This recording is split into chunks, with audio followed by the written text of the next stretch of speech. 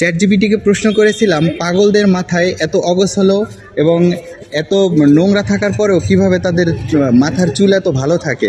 তো চ্যাটজিপিটি আমাকে প্রশ্নের উত্তর দিয়েছিল যে পাগলদের মাথায় কোনো টেনশন নাই, যার কারণে তাদের সবসময় কোনো টেনশন না থাকার কারণে তাদের চুল পড়ে না। তো দেখেন এখন যেখানে আসছি ওনার সুন্দর একটি ঘর আছে, নিজে সুন্দরভাবে সাজাইছে, বিভিন্ন জায়গা থেকে বিভিন্ন জিনিস এদিক ওদিক থেকে এনে দেখেন সুন্দর একটা ফুলের তোড়া কোথা থেকে যেন নিয়ে আসছে, এগুলো দিয়ে সে ঘরটা সাজাইছে। তার কিন্তু শুধু এই একটা ঘরেই না, ওই সাইডে একটা সুন্দর রিসোর্ট আছে, সুন্দর ঘুম হইতেছে তার, সে সুন্দরভাবে এখানে টেনশন ফ্রিভাবে বসে আছে। আর হলো এখান কোথা থেকে যেন গোস্ত নিয়ে আসছে আর আলু নিয়ে আসছে, এগুলো সে এখানে বসে রান্না করবে। হ্যাঁ, আপনাদের বাড়ি কোথায়? ওখানে সে দিনের বেলা থাকে আর রাত্রি যাপন করে এখানে।